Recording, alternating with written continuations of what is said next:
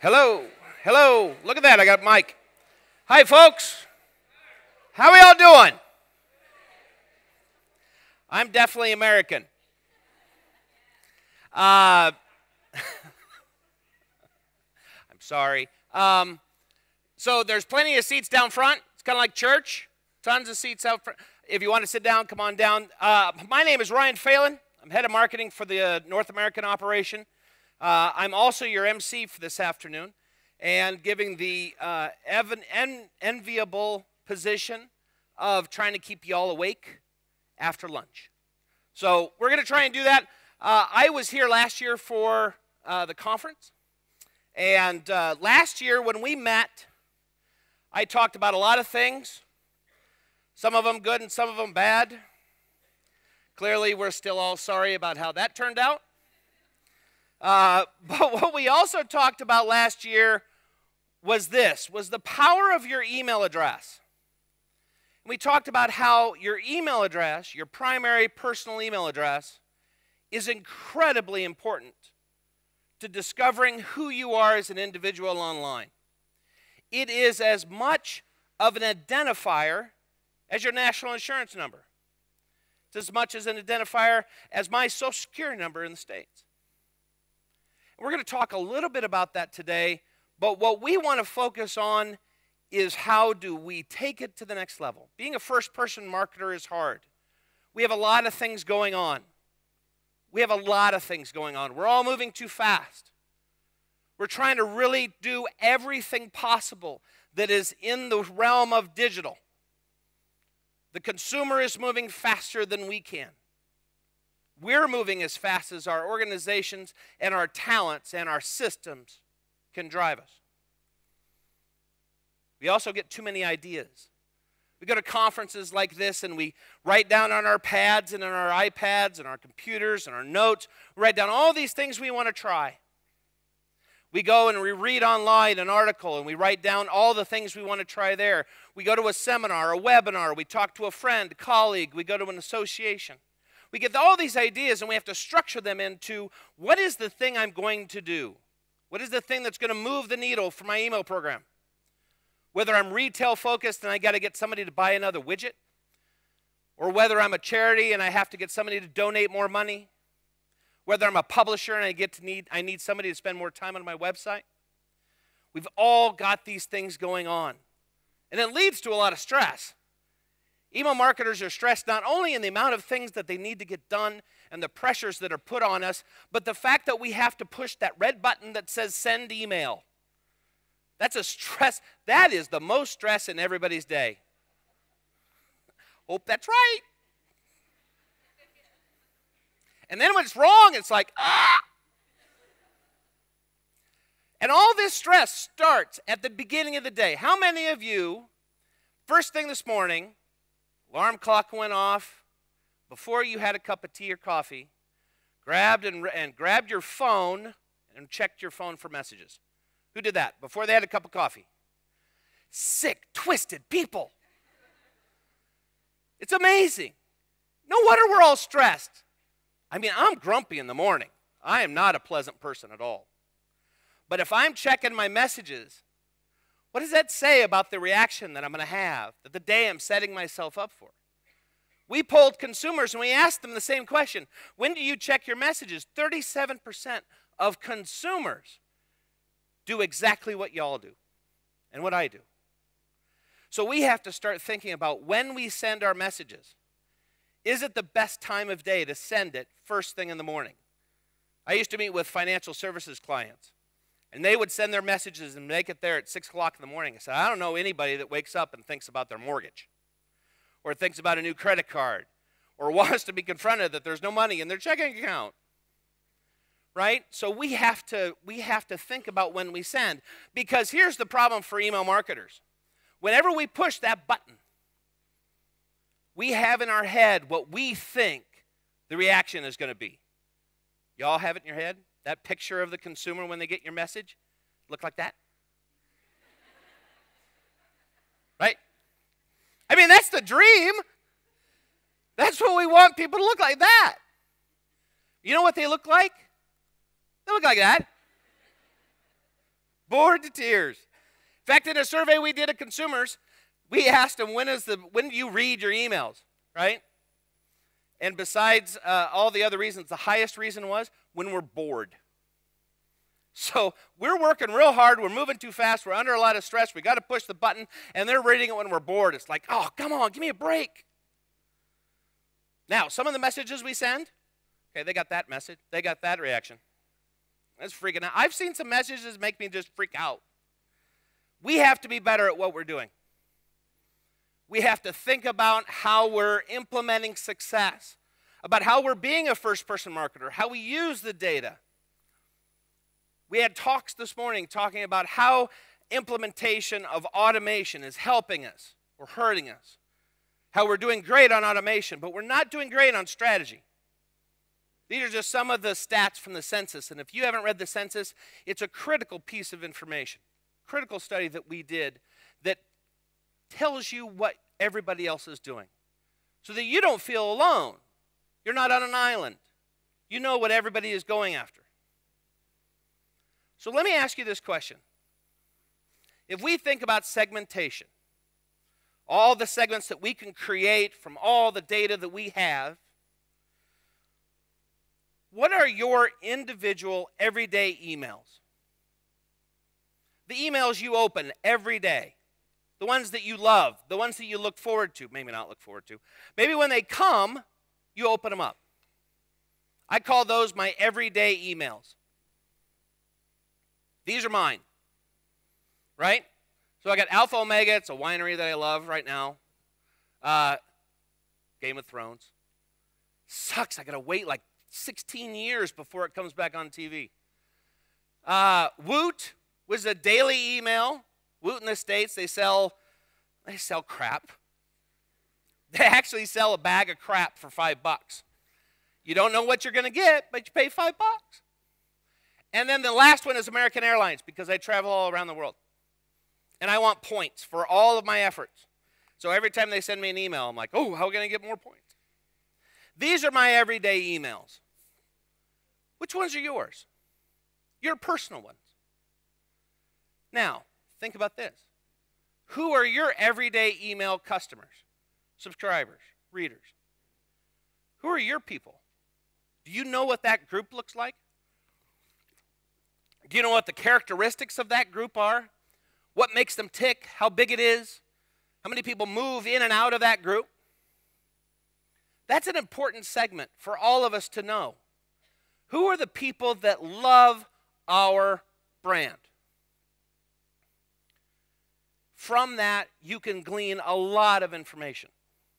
Not only in their behaviors, in reading emails, redeeming all the offers, whatever that is, but that's a focus group.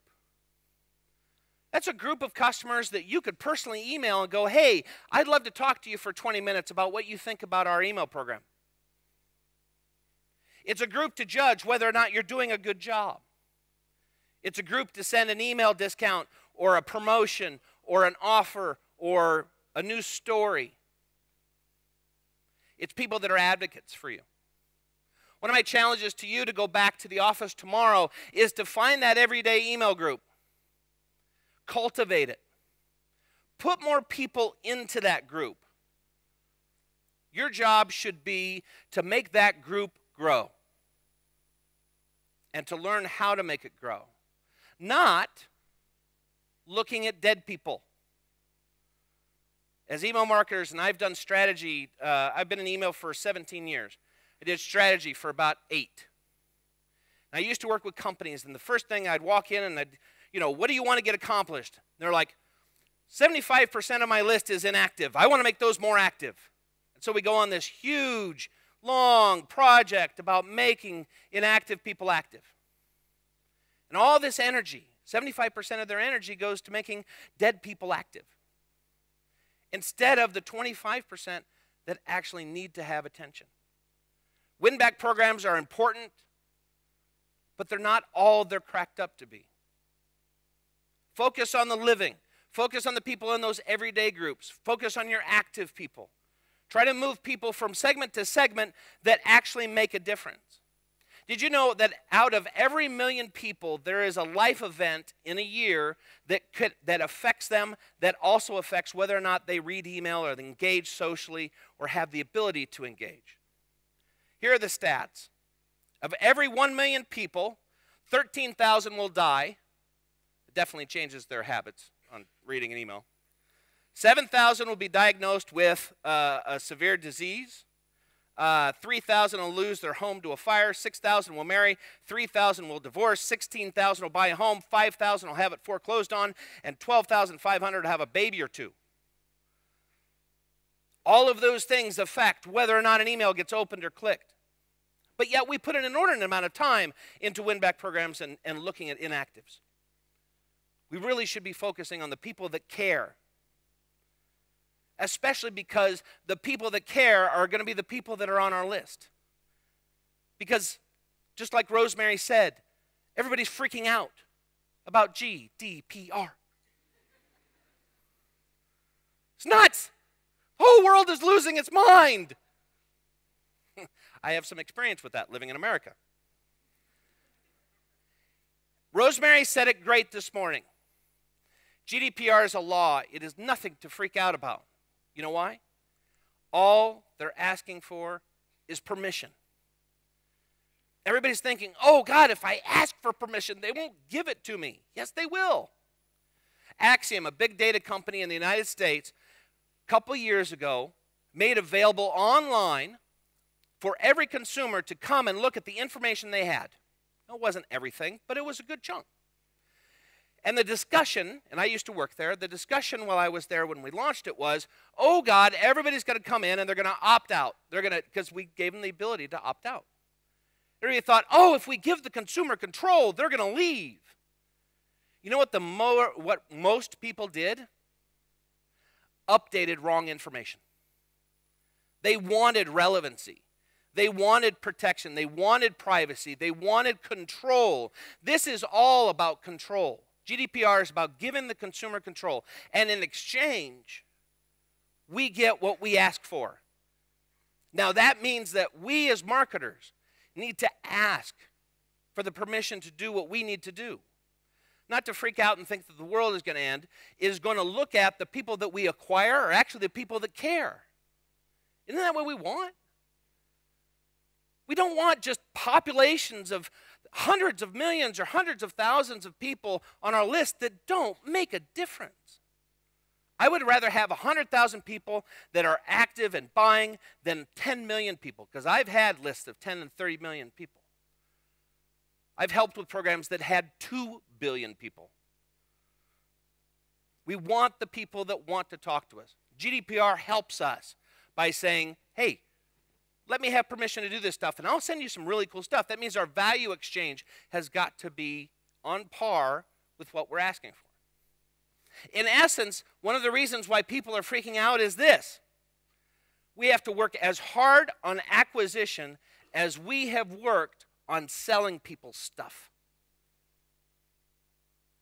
And in the future of email, it's been pretty easy to acquire an email address. Sign up for email. Let me send you stuff. Blah, blah, blah, blah, blah. Now we have to work for it. GDPR just challenges us, and all the other laws just challenge us to work harder at what we want to do. And if we ask the right question, if we say that we want to have this information because we want to make your emails more relevant, we want to make your experience more relevant, I don't know about you, but I'm thinking consumers are going to opt into that. I don't think it's going to be as bad as you think it is. Just means we have to work.